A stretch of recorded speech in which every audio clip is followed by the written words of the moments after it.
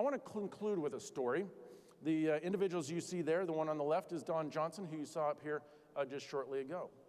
The other one is a young lady named Nellie, who is out of San Francisco. If you know Nellie, she might be 100 pounds if she's soaking wet. Nellie and I had the opportunity to do the hypoxia chamber, okay? A few years back, we were at a conference, they had the chamber there, and so we had the opportunity to do that. Now, when you go in there, before you go in, they do a kind of assessment. You take your heart rate and you take your oxygen levels. Come to find out, my heart rate is half of hers. So we're going to call her Hummingbird, all right? So Hummingbird and I, along with 3 other individuals, enter this tiny chamber. You're knee to knee, all right? You are basically on top of each other. And they'll put you in there for a maximum of 5 minutes, okay? They have a safety person in there who's on oxygen all the time and ready to put your oxygen on there in case there's a need. There's a need, all right? So we started, and Hummingbird, 30 seconds in it, she's got oxygen on. She couldn't hang. Couldn't hang.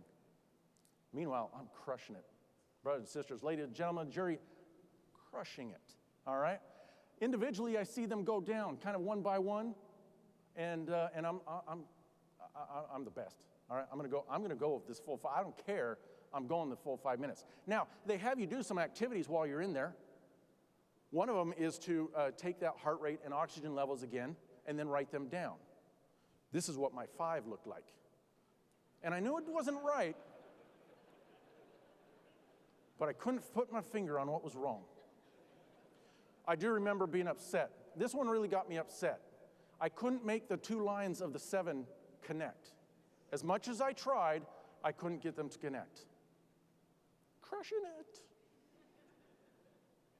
Got to the end of my 5 minutes, and they say, okay, go ahead and put your oxygen on. I took 1 whiff of that oxygen, and 2 things happened. Number 1, my color vision came back, and my peripheral vision came back. No clue I'd lost them. No clue. Like, whoa, that was kind of sobering. How did I lose that without being cognizant of that? They do a post brief of that whole thing, okay? So you go, you line up, and they went one by one, starting with Hummingbird because she was out first, right? She didn't have much to share, quite frankly, all right? Then they got to the expert, the guy who went the distance. And the guy doing it asked me, he said, listen,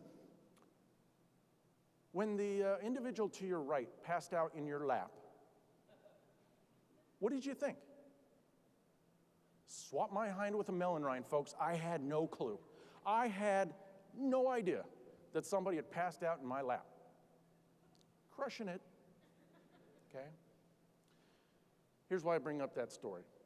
Skyberry defined hypoxia, and I think that they had a really, really profound statement that applies to each and every one of us. Here it is. Hypoxia does not cause discomfort or pain, so its onset can be insidious and pass unnoticed by crews who are not fully aware of its dangers. I'm going to change the words ever so slightly and apply it to our safety cultures.